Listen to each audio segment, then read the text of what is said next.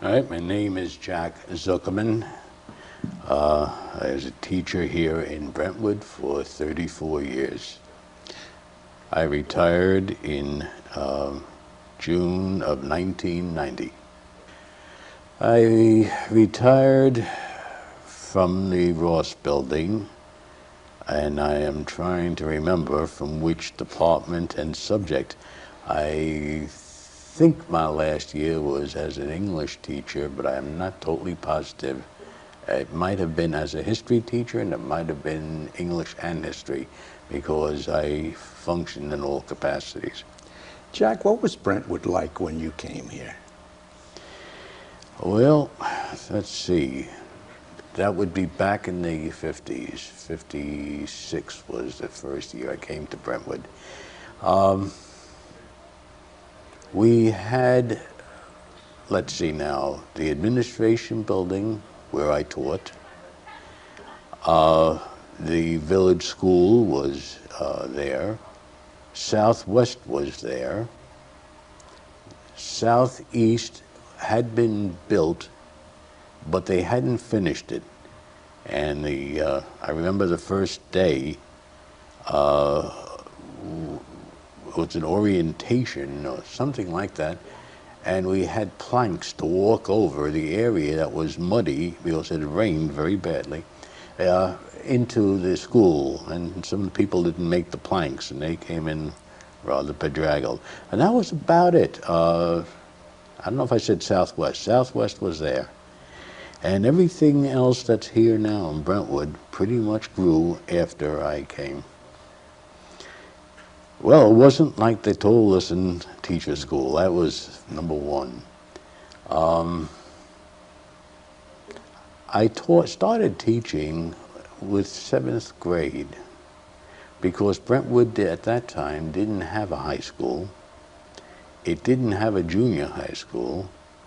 All the youngsters from Brentwood went to Bayshore to continue beyond their elementary education. And in fact, the diplomas used to read graduate of Brentwood High School at Bayshore. And that's how those diplomas read. I was hired as a 7th grade teacher, actually as a 6th grade teacher, and before I taught, I was moved into 7th grade because they were starting a junior high here. The expansion pressures had begun, the expansion to the 50s. And so the need for 7th, 8th, and eventually 9th, 10th, 11th, and 12th came about. But at that time, it was 7th grade. We taught at what is now the library, the front of the library, the old administration building. And there were 5 rooms, I believe. And I taught right across the hall from the district superintendent at the time, Gene Hoyt. And it was sort of a funny experience teaching opposite the fellow who was in charge of the school system. But it was fun. It was fun. We didn't have service teachers at the time, so I taught my own music, art, phys ed, from whatever I knew of teaching phys ed, English and history, and there was another teacher who taught science and math. And what we did was rotate these 4 subjects, so that he taught the science and math to my youngsters, and I taught the English and social studies to his kids. The biggest change, I think, in the district was the change from being a small village into what is essentially an urban situation with a lot of people in a 22 square mile area, and a school district. I'm putting this in the context of being a teacher. A school district that was being run as a village when it probably should have been better run as an urban school district. The problems, the pressures were, I think, too great for a village superintendency to handle. Born August 9th in 1931 Born in the Bronx. I don't remember any of that. Mainly my memories are from living here on the island. Okay, did you grow up in the Bronx? No, no, well, I mean, I don't know. I really Okay. don't. I have a slight difficulty. I don't remember very much of my early years About at early all. years. Okay. Do you remember who was president when you began attending school? For those who might be watching this down the Well, road. yeah. When I started attending school, FDR, Franklin Roosevelt, was president. I was born during the administration of Herbert Hoover, so that spans quite a number of years. In 1956, Dwight Eisenhower was president at that time, yes. I think there was a time that I was working as an English teacher, and I had a youngster who ended up at a mental institution in Brunswick.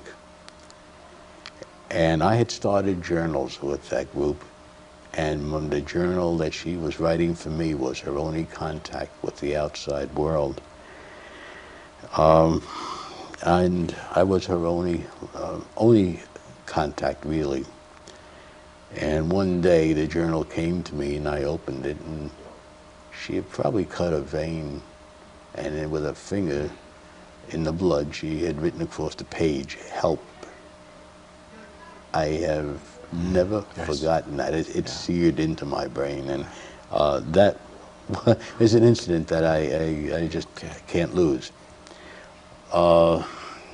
Other painful things? Oh, I don't know. Seeing youngsters that I taught,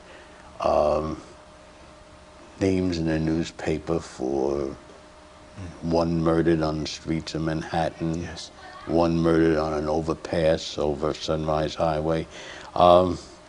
This kind of thing, really.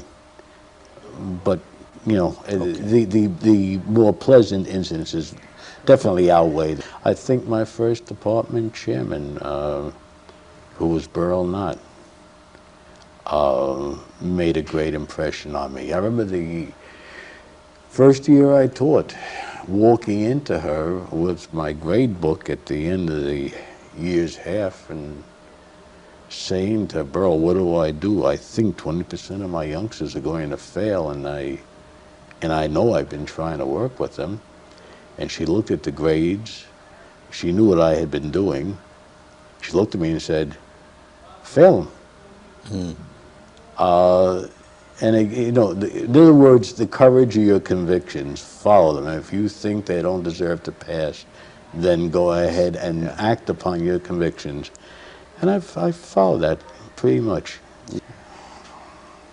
I worked with a state project here in Brentwood for 2 years. I was out of the regular classroom and worked out of Central on a state-funded program that was to fund putting youngsters to work as a part-time experience, academics part of the morning and work experience the rest of the day.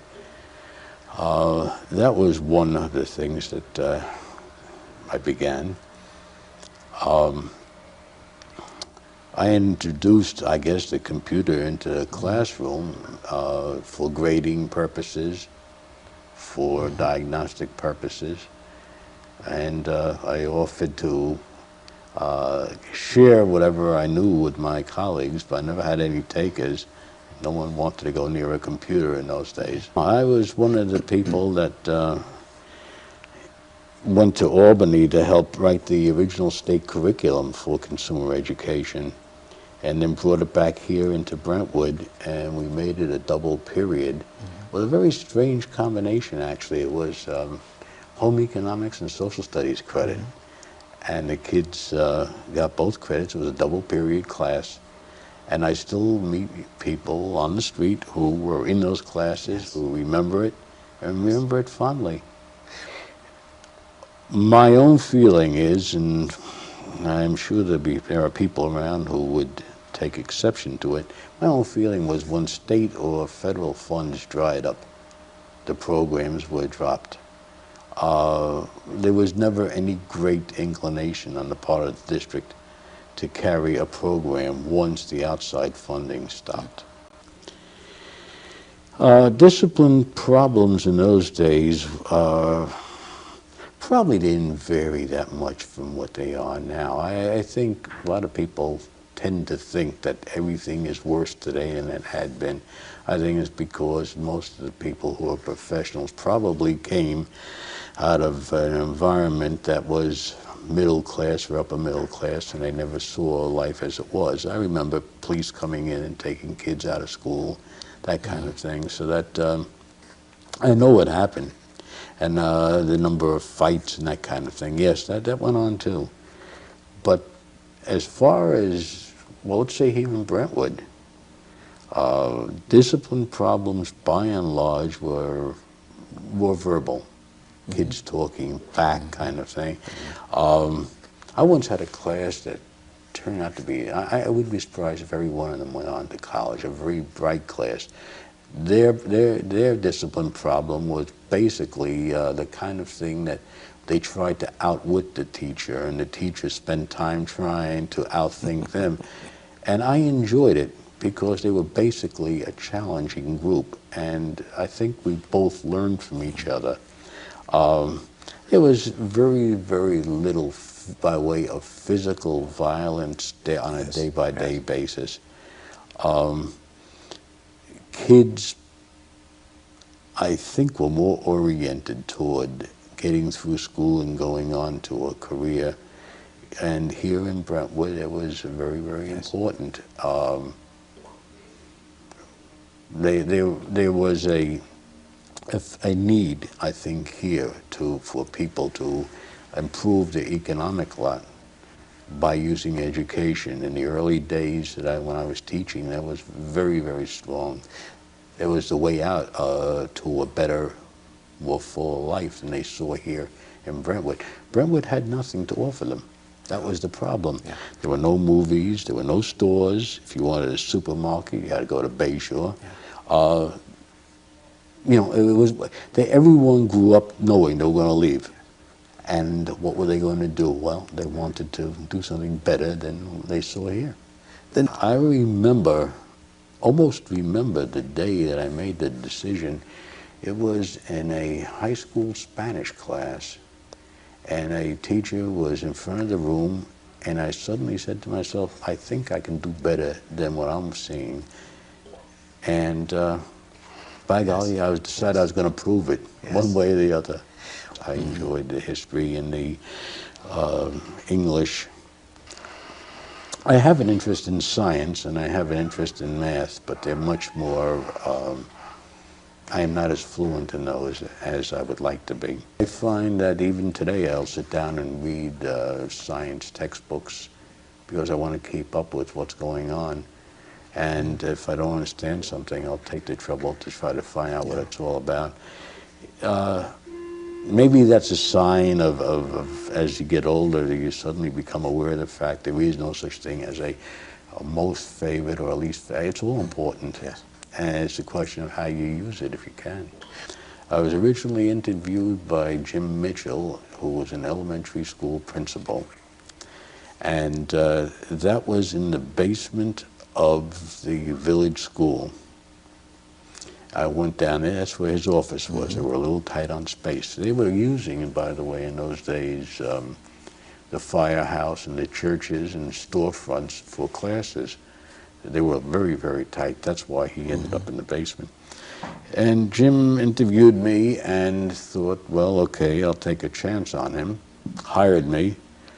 But I never really got a chance to work for him because the starting up of the secondary here had pressures, and that one of them was staffing.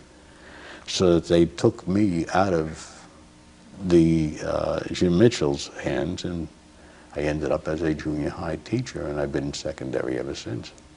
Well, with Jim, it was a straight business type of thing. There was nothing specific or about it. I think my next interview probably, though, was a little different, and that was on the secondary level. I was seen by the principal of the to-be secondary school, Fred Weaver, and I walked in to his office, and he had one of these chairs that swiveled back, and he had a hunting knife in his hand. And he was cleaning his fingernails as he was talking to me, asking me such pertinent questions as, if you were teaching in front of the classroom and one of the youngsters sitting in front of you took a straight pen and jabbed it into the rear end of the kid in front of him, what would you do? And they never taught me in teacher school what to do in a situation like that. And I realized the answer to that question could impact on whether I had a job. Because if I said, well, I'll take the kid and throw him through this window, I could lose my job right there and then. And on the other hand, if I didn't say that, I could lose the job also. So I hemmed and hawed and gave an answer that was really not an answer. And Fred stopped me in mid-sentence and said to me, no, what you would do is take that kid out, put him up against the wall, and then right away I knew what I was dealing with. That was fine. I could never function that way, but I knew the philosophy then of the administration. Do you remember what class size was like in the early days of your teaching? Yeah, it was pretty much in the low 30s, 30, 31, 32. We had a school board when I first started. I'm not casting aspersions on the current board because I really don't know them all now.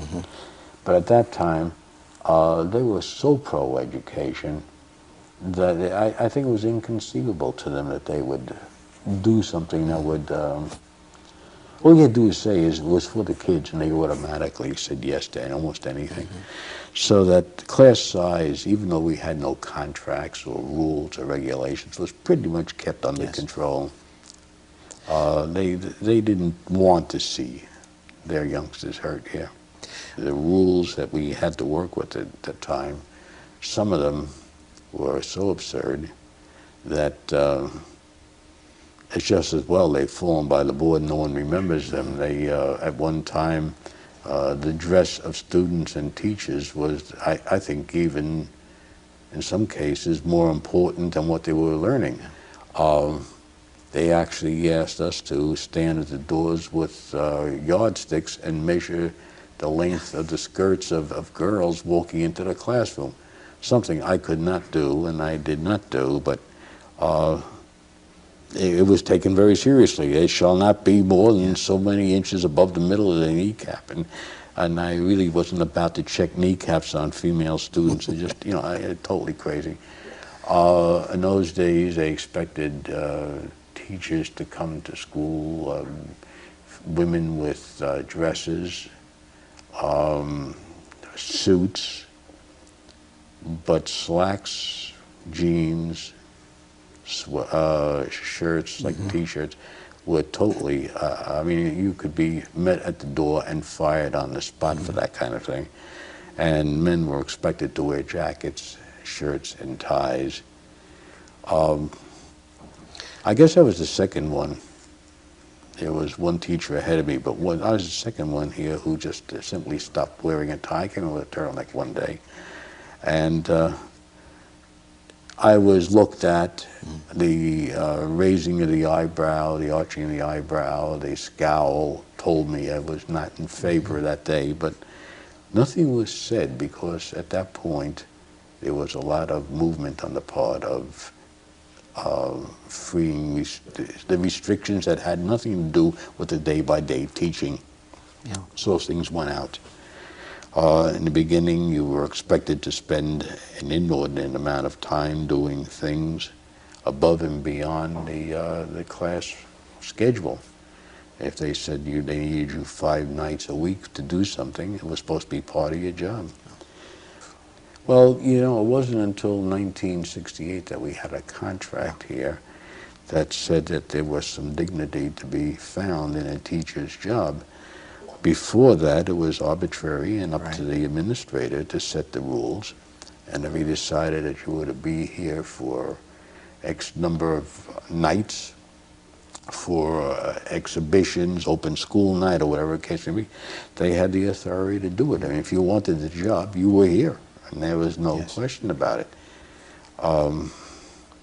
Fortunately, those days are no longer around, although there are those who would like to bring them back again.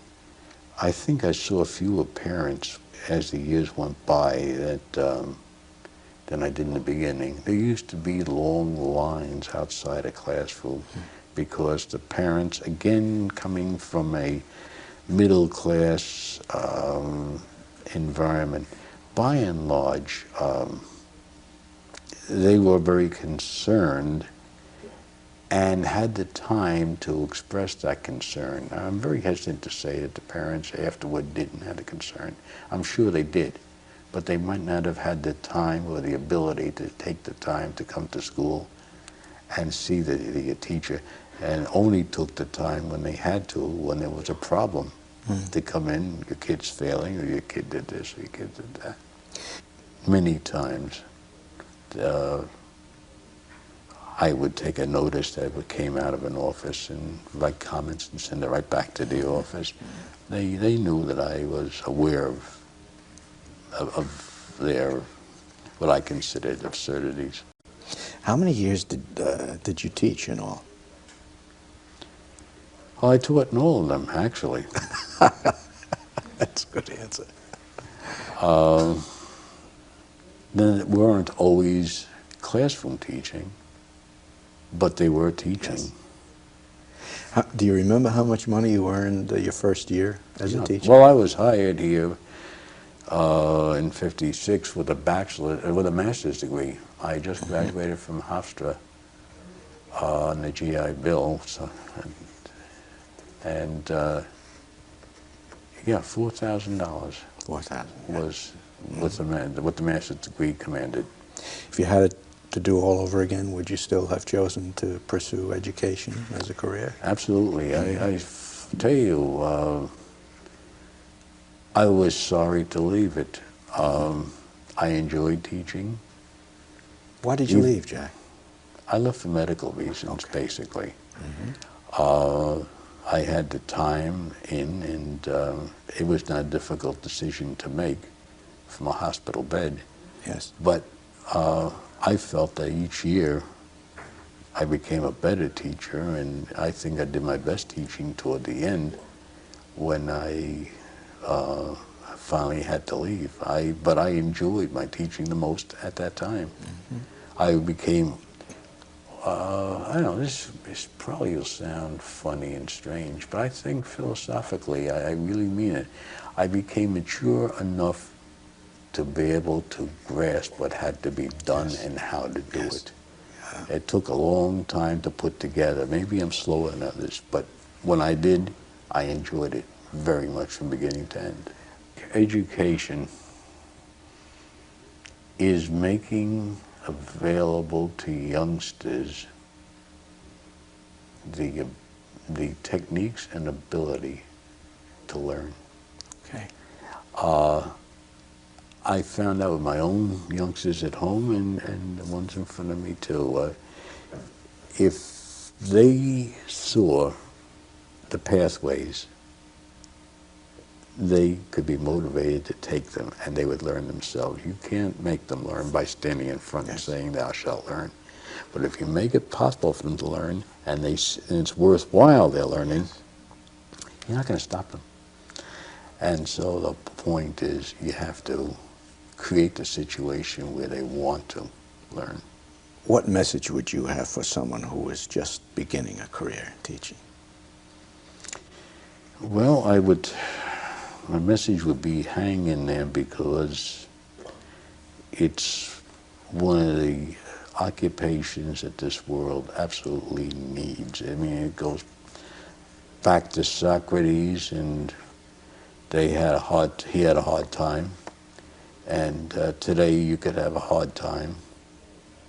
You may have to drink the hemlock, but there might be other things that substitute for that.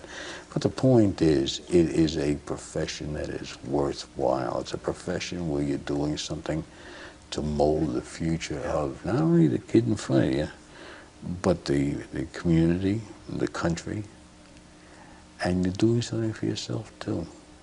Well, we certainly had our share of characters, and we had our share of scholars, people who left here, went to jail as teachers.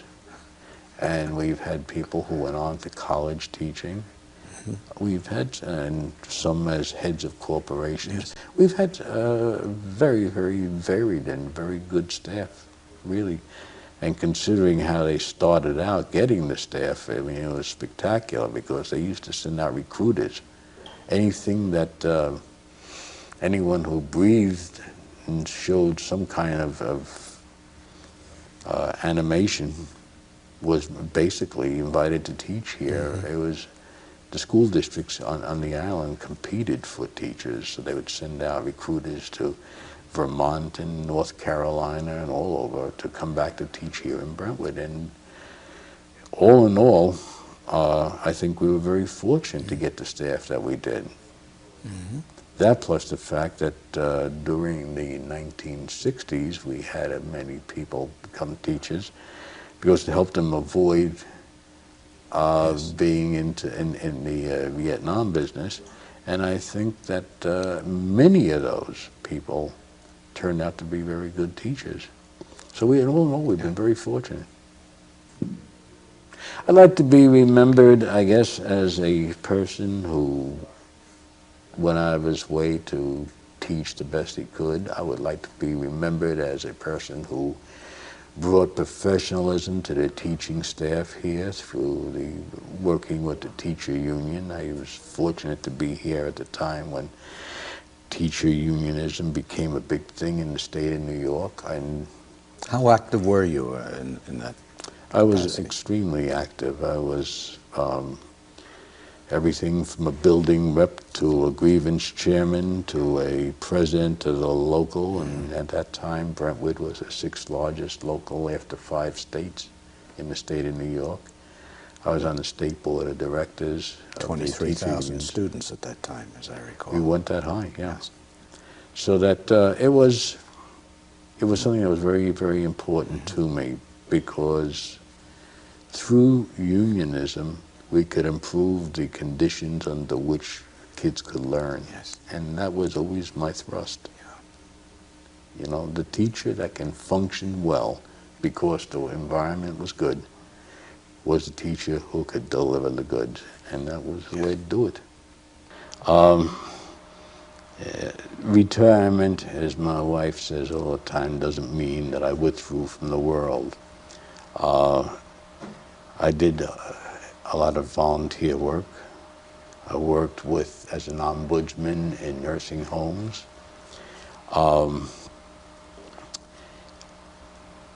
I also managed to fulfill some ambitions.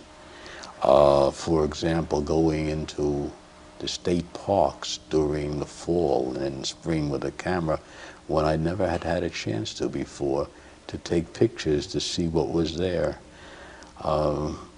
To go and do things that were not accessible to a person who worked full-time.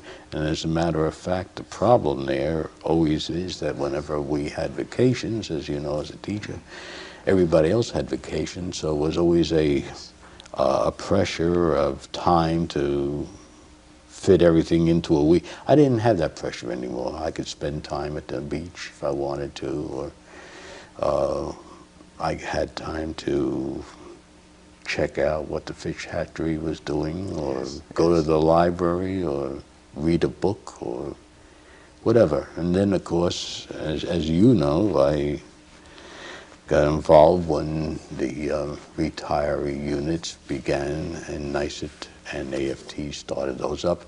I became active in those as well. And that keeps me very, very occupied. All right. What you miss about at least your working years as a teacher in Brentwood? Nothing. Okay. I have always had the kind of mind, I guess, that said that once I have turned the corner in a career, I don't look back at it. It's finished, and now it's time to do something else. Those energies, those thoughts about what it was like, I don't have time for that. Someday, maybe, if I'm, oh, I don't know, just sitting around and have nothing else I can do, maybe I'll start thinking back. But right now, I don't have time for nostalgia. I've got to keep up with what I'm doing today.